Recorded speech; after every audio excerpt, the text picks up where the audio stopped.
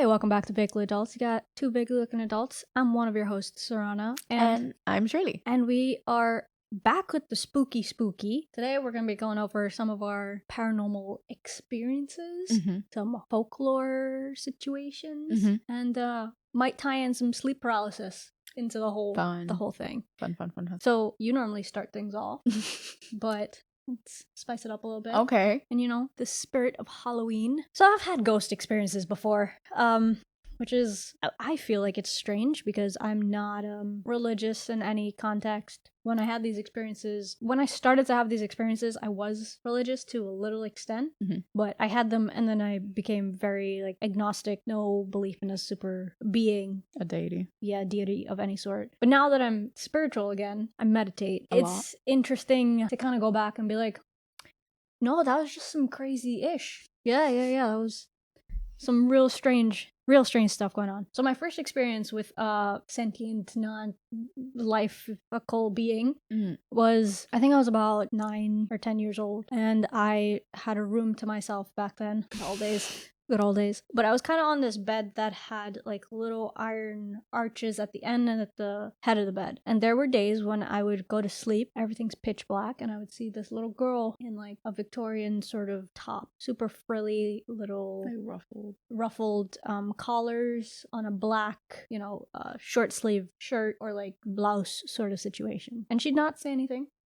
She would just sit on that edge of my bed, knees propped up with hands placed very neatly on her knees. Oh, she had manners. Yeah, and just stared at me until I fell asleep, or until I stared at the ceiling hard enough that, sleep came over me. Yeah. I'd never tried to interact with her, but I saw her many times on all the times that I've rearranged my room, no matter where I put my bed, no matter if there's an edge to my bed or not, she would just float there. Sit in that position. How old were you? When it started, about 9 or 10. Okay. How long did it go on for? Last I saw her was a couple months ago. Interesting. Yeah. Same exact thing. Same clothing, same hairstyle.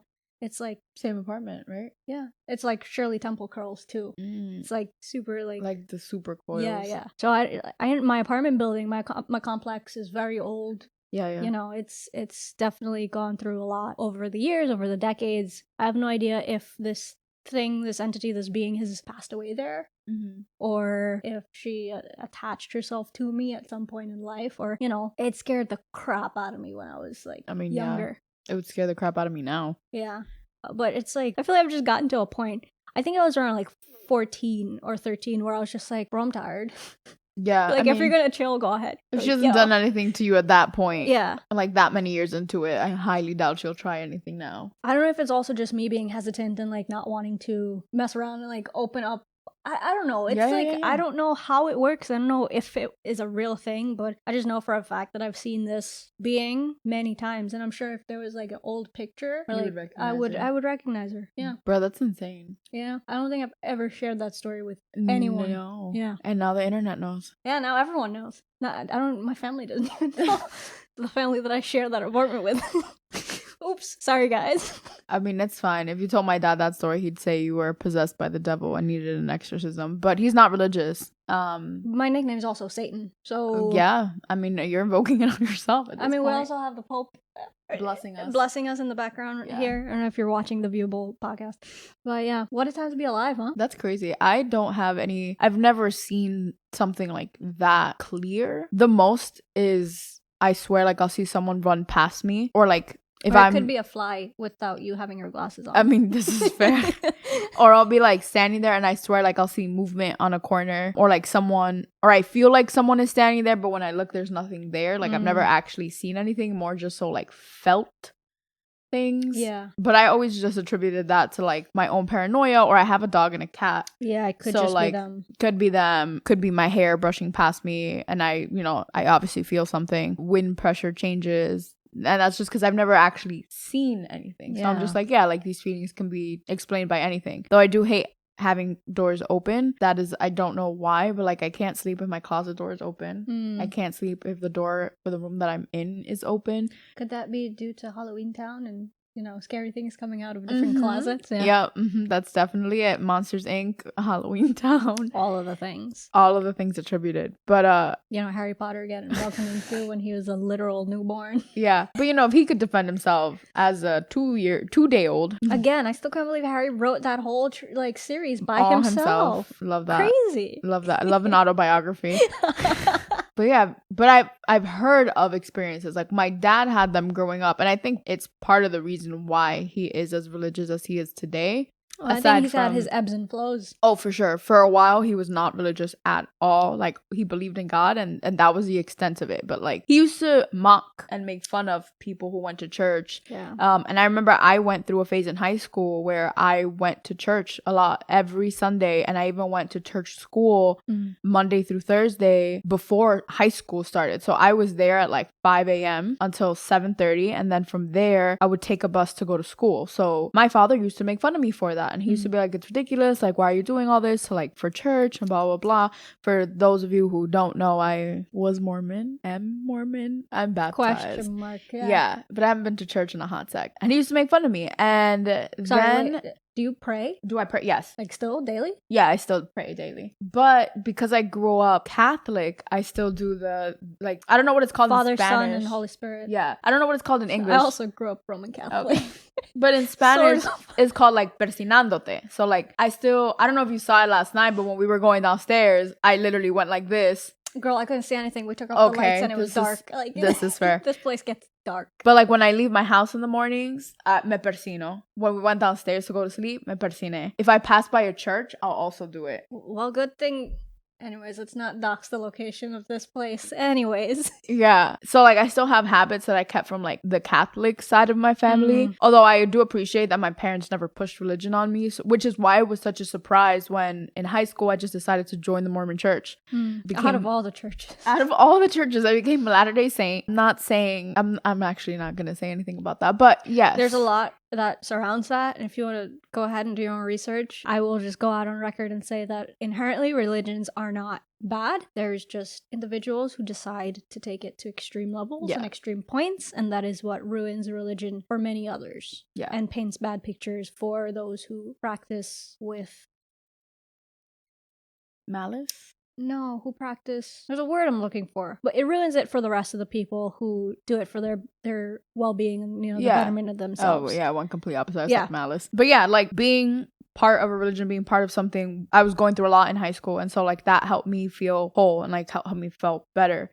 And so then I brought my mom to church. My sister hated it. She was going through something and she was coping in the opposite way. And so my dad poked fun a lot. Then I got to college. I got a job out of college, which is the reason that I stopped going to church, because I was working weekends, so I couldn't go to church anymore. And then eventually, like, things crumbled and I just stopped going altogether. They've been calling me a lot recently asking when I'm gonna come back, by the way. Which I would still stay clear of crowds for the time being. Yeah. I mean, they're like, they're asking like FaceTime. They're like, we should FaceTime and like kind of like see where you're at. And like, it's been a long time since we've spoken to you. But on the spooky side of things. Right. On the spooky side of things. So now my dad has become religious again. Now I poke fun at him, but he says he is not religious. He's not in a religion. But the group that he belonged to, the like-minded individuals, as he said, would perform exorcisms on Wednesdays.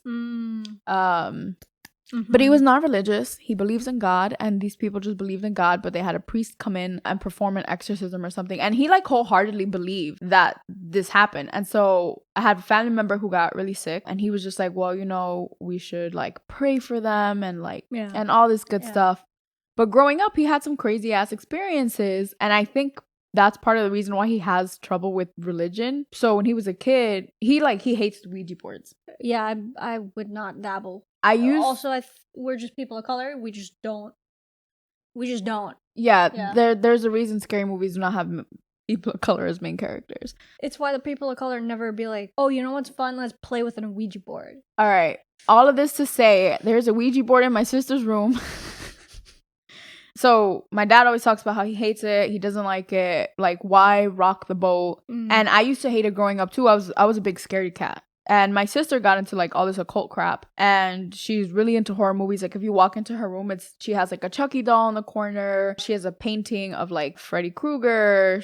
Which she painted herself. She has a painting of like Hades and Persephone, and like her room is very like dark academia meets like horror fan, and it's nice. So over time, my sister has been the one that desensitized me to like horror movies and like paranormal experiences and things like that, so I'm less scared. So recently she bought a Ouija board, but like she bought it so she could put it in like a shadow box and kind of just have it as decoration. Yeah. Because it fits the aesthetic of her room. And so we went to the mall and she bought it, and she asked my dad to hold the bag while we went into a different store. And so when we came back, he was looking in the bag and he was just like shaking his head. And he's like, how could you buy this? And so he tells us the story of when he was little. He used to live in a house, and like his room had a window, and his window faced a cemetery. And so him and his friends one day, like they came into the room and they're like, oh, it's so creepy. Or I don't know if it was his room or the cemetery. Yeah. And they decided to play the Ouija board. And things started going weird, and the wind started blowing, and they felt like something was following them. And how ever since then he couldn't sleep in that room again without feeling like something heavy. Yeah, like feeling claustrophobic. Yeah. And like he didn't understand why. And like as he grew up, he was like, it must have been like something must have followed me, like because of the Ouija board. Yeah. And so like that or his life choices. But yeah, we can blame the Ouija board.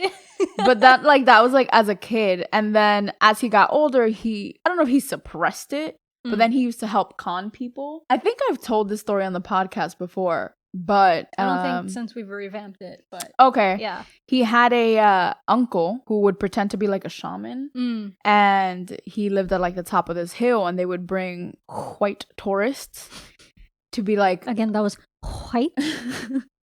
To be like, oh, this person can like take all the bad energy out of you, like, you know, he's like a shaman.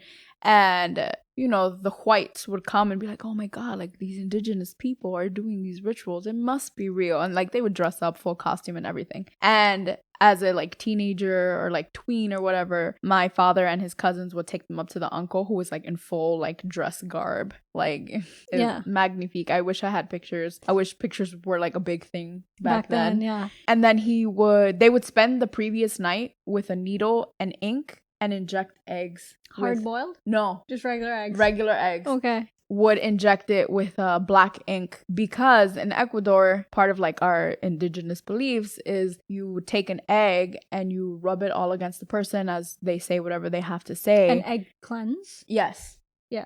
And if you crack the egg and there's like red or black or anything in the center, then that means that someone like cursed you or like wished bad upon you. And so they would spend all night putting the ink into these eggs so that when the whites would come, they would cleanse, they'd crack the egg and freak out because, oh my god, there's so much bad energy, someone clearly cursed you, like you need to pay all this money for this cleansing kit so we can sage you and protect you and you can be safe. And would really freak these people out. I'm sure these people, white scamming and the Holy Spirit. Yeah, and like I'm sure these people were really freaked out because they made a living off of this for a while. And then I guess it got to be too much work, or too many people started conning people. Yeah. And like he's had a couple other instances where he's like, ghosts are real, so he'd rather not. Yeah. What is the word? Yeah, like better safe than sorry. And I was like that for a long time, except the other day I was like, hey Caitlin, let's look at this Ouija board. Let's put our hands on the planchette. Let's see on the blanket? The triangle. Oh. And let's see if anybody talks to us. But like it's also, I was just like, isn't it crazy that like as a kid I was so scared of it? As a kid, when I was in high school and college, I was so scared. Yeah. Of the Ouija board, and like she bought one, and I used to tell her like, no, I don't want it in my apartment. I don't want it in the apartment. I don't want it in the apartment. Then when I not pressured her, but I was like, do it, and she bought it finally. We're looking at it, and I'm like, it's a piece of cardboard. Yeah, like it's a freaking piece of cardboard and with a little piece triangle. Of wood. Yeah.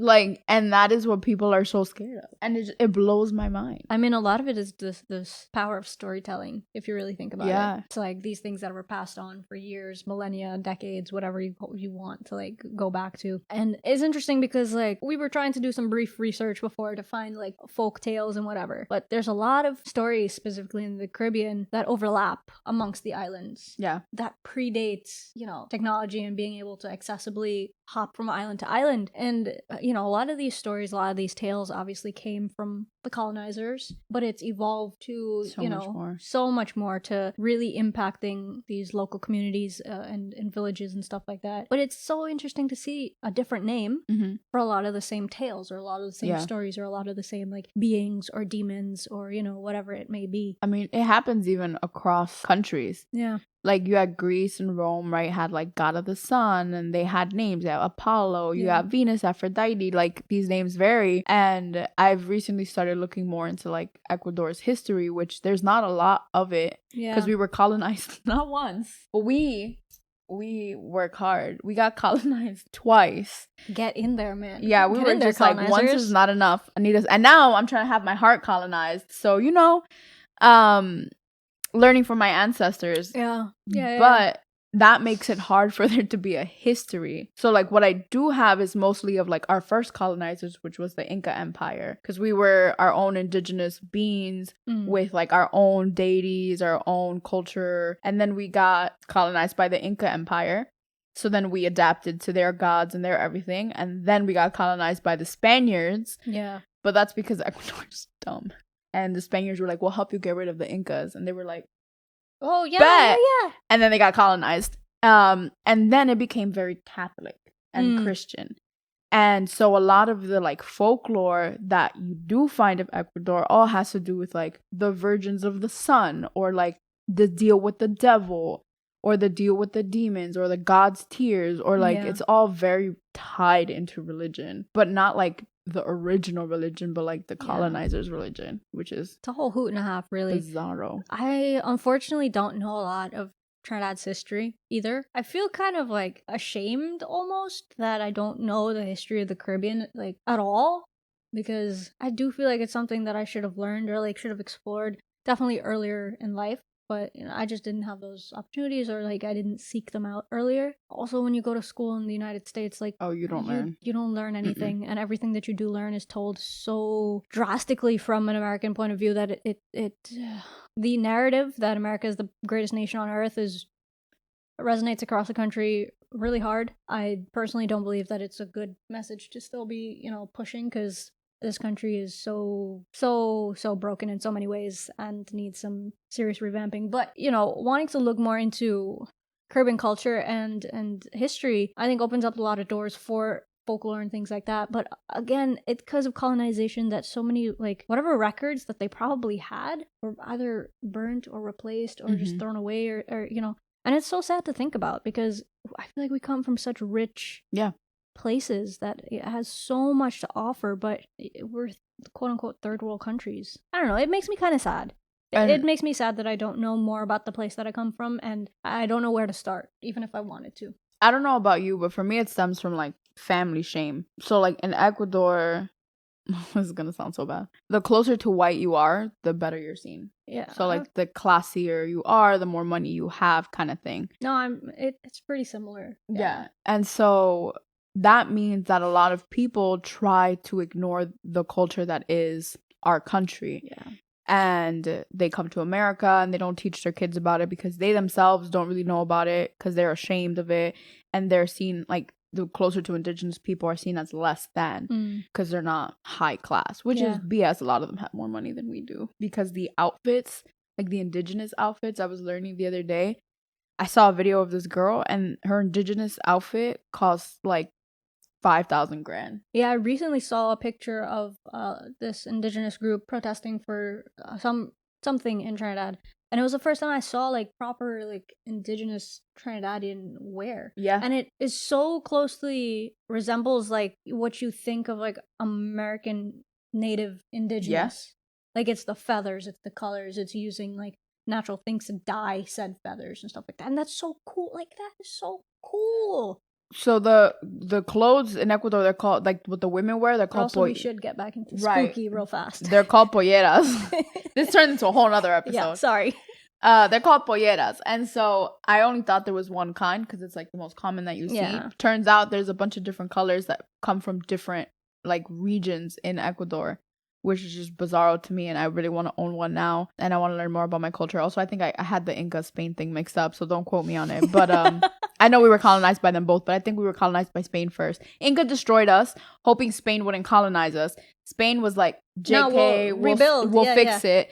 So then they colonized us, and then Inca was like, oh, I guess we'll help you. Or it was something along those lines. Again, we are very clearly not historians, and we pretty much preface that we don't know our history very well. I'm learning. Yeah, we're trying. So yeah, the spooky things. Yes. But yeah, I personally don't have any like close connections to like anything supernatural that has happened to me that I know of.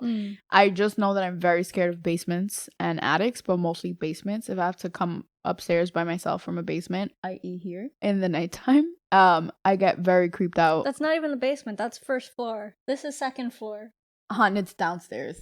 Hun, we have a basement. This is main for me? No, No, you're right. I mean, coming back from the basement. Oh, okay. Like when you sent me to get something. You forgot something downstairs, and I went to go get it. Not this time. No, not this time. Last time I was here, and when I tell you, I ran up the stairs. I've just gotten so used to this place because I've never had bad vibes from here. Like I can. Oh my god, it's so hippie of me, but like I get vibes of a place. Oh yeah, no, I do too. Like my last aunt's. My last Baruch, aunt's house. Bad vibes, man. I mean, that's just any school bad vibes. But no, my aunt's last house, when she bought it, there was like a huge crack in the door, and I kid you not, it looked like claw marks. But they were like, no, the wood something must have hit it, and like it just broke that way. And I was like, I'm telling you, I put my hand right here, right where my hand is going like this. Wolverine, it looks like someone scratched down, and it was, of course, her basement door. And so I used to hate going into her basement because it really truly creeped me the heck out. And even in her original house, she had just built, like it was like a newly fresh house on land that had never been touched before. And I got super bad vibes from that house. Like I loved it, but when I was like in the yard and stuff, like weird vibes, dude, weird vibes. And I was convinced it was on some kind of burial ground, and me and my sister would joke about it because I remember the first night we stayed there, I must have been like 10. Yeah, I cried. Like it was just, we were sleeping in one of the room, and like the way that the shadows were hitting in the trees, I remember crying the first night because I was so scared. I cry a lot now for no reason, but back then, no, the world has given us enough reasons to cry. Okay, cool. A petition for a crying session. Oh, that's every night at 7 p.m. Okay. Nice. Yeah, but in terms of like spooky stuff, I've also like, okay, so this one time, I forget where we're coming back from, but it was a couple of my cousins and I. We were driving my older cousin was driving us back, and we were going back to the house. But, let's backtrack a bit more. Family outing, we'd met up with some other family who live a little more, couple states down from New York, and we went to this, like, river. And it was a hot day. Like, I'm talking, it was blistering hot. But this lake, this creek, this, like, river that was cutting through like this like little mountainy area, frigid, like in the dead of night, feeling like if you put yourself into a ice bath sort of situation. And the day was passing, we were getting to like a little more into the evening time or whatever, and well, obviously because the water temperature is so low and the humidity in the air is so hot and like high, it starts to fog. But it starts to fog so fast that whoever was bathing in the river, like you almost couldn't see them. That's how thick the fog started to build up. And we'd met up with some other like relatives. But when you're a person of color, like everyone's an aunt, everyone's an uncle, you know, it's just or a like, cousin. Or a cousin. Like that's just how things work. Yeah. And one of the, family friends or whatever started like getting on real strange and like acting out, and like they aren't known to be like that at all. They aren't known to be aggressive or any sort of thing like that. And we all just kind of look around and we're like, the vibes are off, right? Like this is not cool right now. So we're like, all right, let's just bounce. Let's just go back to the house, like take the cooler, like we still have drinks and stuff left, like we'll just hang out at the house and spend the rest of the afternoon, the evening, whatever. But like this person he was acting real strange. Oh, I just gave what? Yeah, it was a male. It was a male that like was acting really strange, and he was apparently very susceptible to like energies and stuff like that we figured out at a later date. But it was so strange to just the way the series of events unfolded. The rest of the night was cool and like eerily calm, and like there was barely any wind, and it's kind of more down south, so things are more spread apart, and like you feel the wind, like the night wind, even if there is no wind. you know? And it was one of those experiences where I was like, is there, because I strongly believe in like the basic law of, you know, conservation of energy, nothing's created nor destroyed, it's just transferred. As a human being, like when you die, where does that energy get released to? Yes. What does your consciousness get released as? Like, how does that transfer back into the universe? You know, and it's questions like that that like really had me sitting there that afternoon, like, what link between spirits and like consciousness and conscious beings can like re-find itself into another person's energy? At the end of the day, it was just real creepy. But on the way back, I want to say from that experience, or I may be confusing it with another one. My cousin was driving and we were coming back down like back roads or whatever. And there was like a cornfield. So there's these massive stalks, like definitely taller than I am, and it's thick. Annie. So, you know, corn stalks, tall as day, like I would guess it's pushing 6 feet, right? Thick field. And we're turning the corner, leaving the field. So we're driving down the road. The field is to the left of us, and we're turning to the right. We somehow, in that time, see something move in the field, which it could just be an animal, could just be whatever, you know, it's a massive field. And our tire blows. Our rear tire blows. And we like rumble our way to pull onto the side to try to wait for our parents in the vehicle behind us to like, you know, come help us prop up this car and like put on the spare. We all get out of this car and we're all just like watching around, and like there's just stuff going on in that field. Again, could just be animals. Big field, very rurally areas. Could have also been an axe murderer / cannibal, but 100%. But the vibes were just, yeah, I stick with my cannibal story. Yeah, it was strange. But even in instances like that, like I can't see far out. Yeah. I wasn't scared. I was like, well, if this is it, I guess. I don't know if that's the anxiety, if that's the depression, if it's a mix of both. It's just, it's so funny how the brain reacts to your flight or fight. Fight or flight. Yeah, that was close. Or doe. Yeah, there's your third one. I do not know what that is. It's like a freeze. It's flight, fright. It's fight, fly, or freeze. Oh, okay. I'm a freezer. I freeze, but that one's not spoken to. Oh, I freeze, but that's because I'm anemic. Oh, I mean, that does not stop me from chewing on ice. Oh, it does not. No. Mm-hmm. Yeah, no. I, as an adult, have become more wary of like people. Like, people are scary. Oh yeah, I'm more afraid of people than put me next to a lion, I'll be okay. Right, but also like growing up, like paranormal stuff used to scare me. Like I didn't like watching horror movies because I was in Ecuador and my grandpa made me watch Dawn of the Dead. When did that movie come out? I don't think I've seen it. It's a zombie movie, but I'm also very scared of zombies.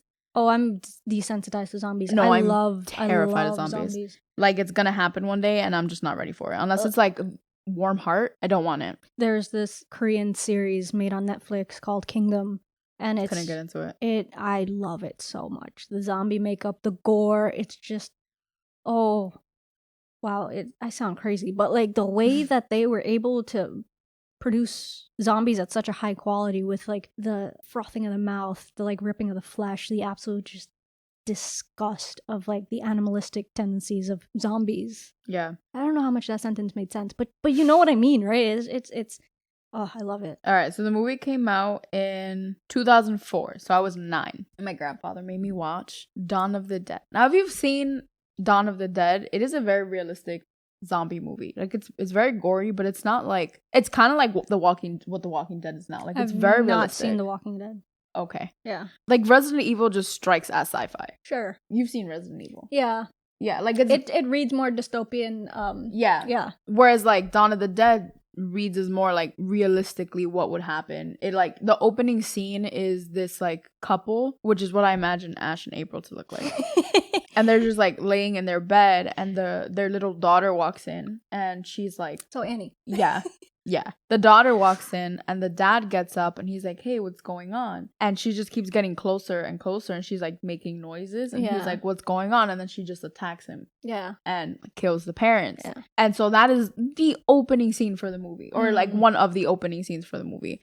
And it's very realistic. They get stuck in a mall. A dog dies trying to save them because they're using the dog as like they realize that the zombies don't see the dog, so they use it as a messenger back and forth between two buildings that they're stuck in. But eventually a noise or something takes the zombies off to the dog, and the dog like dies. And so it's very realistic in that sense. Like, it didn't stray away from animal death, which most movies do. And so I watched it at the ripe age of 9 or 10, and I was in Ecuador.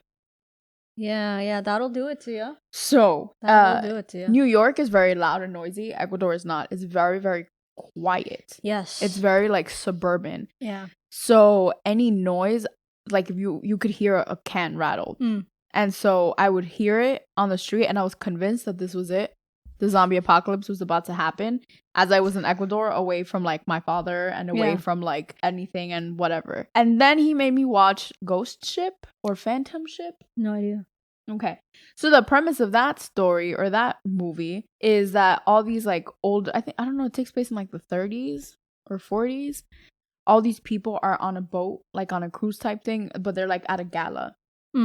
And someone decides that they want to kill all of them, so they kind of put these, it looks like floss, it's very thin, but it's like wire all around the room. And then when they're there for New Year's, and when it strikes midnight, they, like, pull a lever, and it just slices everyone that was in the ball, at the ball. And so then the boat sinks, and then I gotta watch this movie. It zooms to, like, years later, when people go to, like, find the boat, to find the remains, and suddenly start having not having memories, but they start seeing things that happened, and they can't explain it.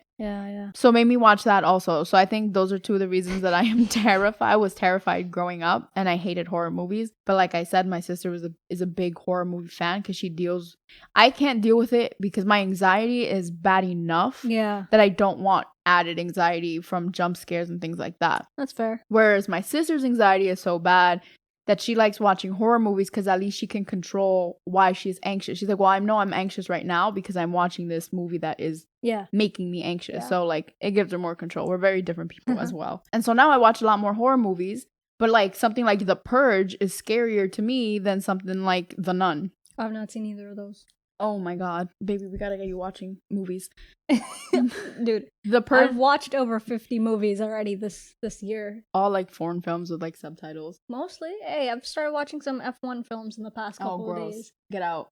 You know what The Purge is about, though. Vaguely, yeah. Okay. I mean, that's what this whole podcast is about. We will cap the movies, because we're going to talk about some horror-esque things that we've watched in the next episode, so stay tuned for that. But for the last, like, spooky experience, I don't want to say I suffer, but I've experienced sleep paralysis a decent amount of times in my life. One of those times was in Trinidad. We'd spent the day at the beach. We were at Toco, one of, my favorite beaches back home. But it's, like, very secluded, and it's like you gotta hike to get to the beach, right? We spent a good day there. Did you hear that crack? Yeah, it was my hip. Oh, okay. I was close. I hope the mic picked that up. So, we wrap the day up, and we're about to, like, take our last showers, clean up before we get in the car and, like, head home. But it's dark. Like, it's pitch black outside. As it usually does. Yeah. We're in, again, this, like, spacious area where it's just greeny and grassy and also beachy and stuff like that, right? And so I'm using my phone to, like, see as much as I can, but my phone eventually dies. I'm close enough by the cars before I can, like, turn in to go to the house. And I'm sure it was a small animal, but this thing just crawls super fast next to me, throws down some rocks, and, like, things definitely move. I'm just like, all right, cool. I'm just so tired. Like, it's been a long beach day. Like, I'm exhausted. When you're in the salt water, like, it just you feel a different like type of tired after a beach day. I'm like, all right, whatever. So we're all on the road now. We're heading back home, and I fall asleep in the car. I wake up, or so I think. Do as I say, not as I do. I wasn't wearing my seatbelt in the back seat, right? You should always wear your seatbelt. Very important. But I am experiencing this outer body experience of me trying so hard to move my hands to put my seatbelt on, because everything's just bright, and it's blinding, it's disorienting, and I'm trying so hard to just put the seatbelt on, and I can't. And I tried to yell to my cousin, like, please just, like, slow down, or, like, drive, like, more carefully, because in my head we're going, like, 300 miles an hour or something like that, and I'm struggling so hard in my own body to just try to, like, first of all, breathe and ask someone for help. And I can't. And then I feel, like, a massive pressure on my chest, and it feels like whatever that creature was just, like, digging into my chest. And then I fell asleep and I woke up again and it was fine and we were home. So I've had sleep paralysis, but not like that. Like I've felt it in the sense like I can't get up, but I can hear someone calling my name, but I can't wake up. But I am consciously, like I'm conscious, like or so I think, and I can hear everything around me, and it's always someone calling me, you know. And then I ask, and people are like, no one's calling you. It happened last time I was here. Also, I remember I asked you, did you come into the room to wake me up? And you were like, no dude. I just left the room. And I was like, I like feels real as day, like just as real as you sitting right next to me. I felt you come into the room and I was trying to wake up and you were like, hey, are you awake? Like, are you getting ready for the day? And I'm actively trying to tell you, like, I'll be up in 5 minutes, but I can't move and I can't do anything. And then I just fall back asleep and then my alarm went off. So then I woke up. But I thank God, the universe, whatever you believe in, that I've never had scary sleep paralysis. Well, I've had a mix of all of it. My mom and my sister are prone to having scary sleep paralysis, where it's like this long, shadowy creature at that like end, just like hovering or like trying to climb at them. My mom's is more like she feels like someone is sitting on her chest. Yeah, a lot of it is chest pressure for me too. And it's like, I just want to breathe. But I've developed tactics now because I feel like I've experienced it so many times that I lay down and I count to 7 a couple of times. Like just breathing exercises or whatever you want to call them. And I just kind of wait until I wake up, until my brain realizes that the rest of my body hasn't woken up, until I have, like, you know, mobility back in me. But it's a scary thing, sleep paralysis. And if you suffer from it, I'm there with you. It sucks. Yeah, apparently there's meds for it. Yeah, I mean, it's not as bad as that yet. But as always, hope you've enjoyed this extremely long ramble. Hope you got something out of it. And hope you're staying safe, well, hydrated, etc. And we'll catch you guys next time. Bye.